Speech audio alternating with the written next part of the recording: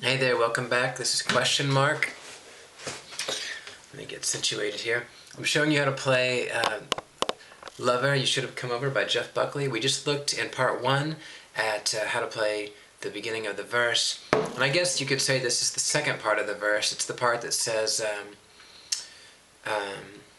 too young to hold on and too old to just break free and run.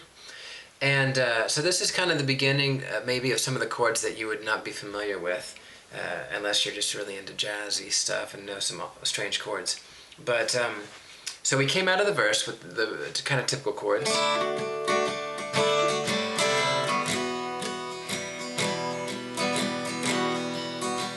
And here's what we're going to do. Too young to hold on and too old to break free and run. Okay, so here's how we get into it. We're coming out of this E minor 9, E minor 9. We're going to walk right up the A string. It's the 5th string. We're going to walk it up at 2nd fret, 3rd fret, 4th fret. And this is the kind of this is our little gateway into this section. Okay, now that 3rd note, that's the 4th fret, it becomes the foundation for this chord. And the chord is really simple. It couldn't be simpler. Well, I guess it could be simpler, but it's pretty straightforward.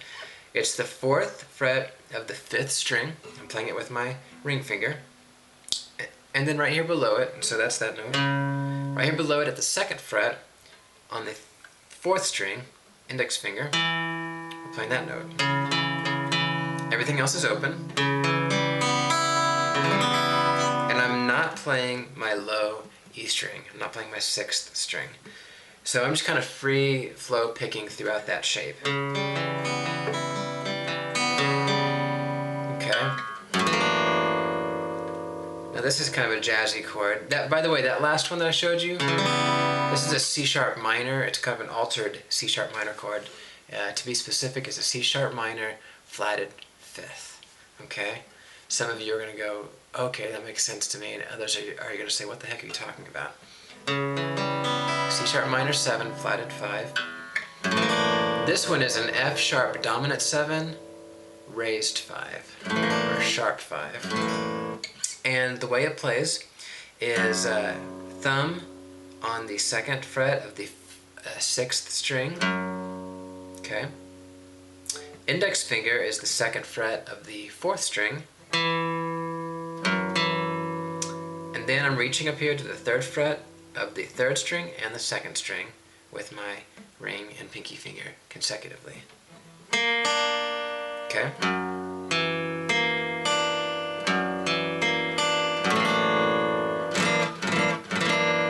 And I think I'm kind of avoiding this 5th string. I'm not letting it play open. I'm kind of bringing my thumb just far enough around that it's muting it. And that's just a nice jazzy chord. Again, it's an F sharp dominant 7 with a raised 5.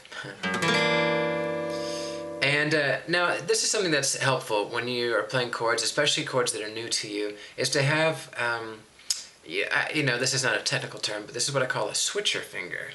And that is a finger that stays in place that you kind of rotate on or you turn on, so that at least one finger is already planted coming out of the 1st shape into a 2nd shape.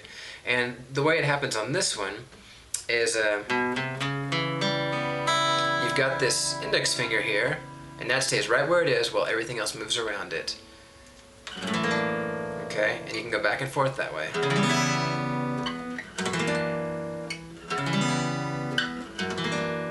And I look for those little things whenever I can find them. They're just helpful.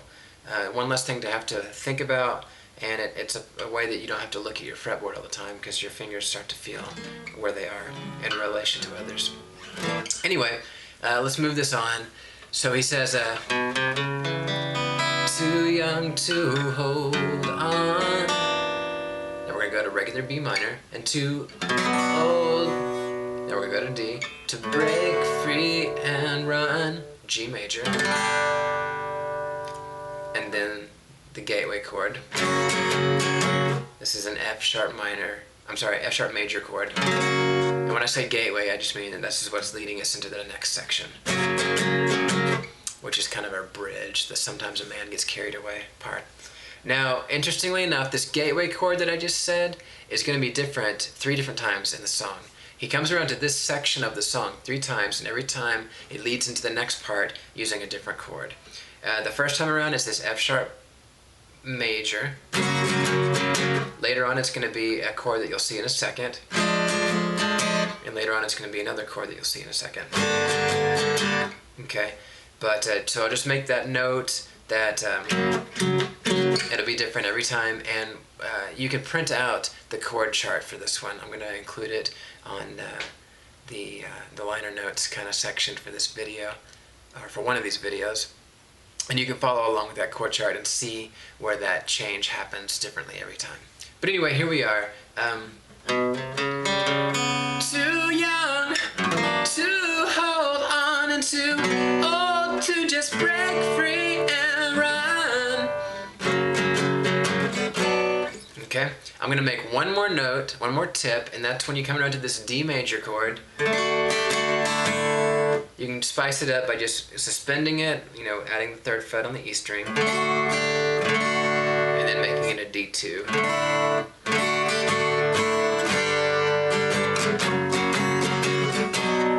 Okay, there you go, and I hope that you're following along okay. I hope I'm not going too fast. Tune in for the next video to see how the bridge goes. Thanks so much for watching.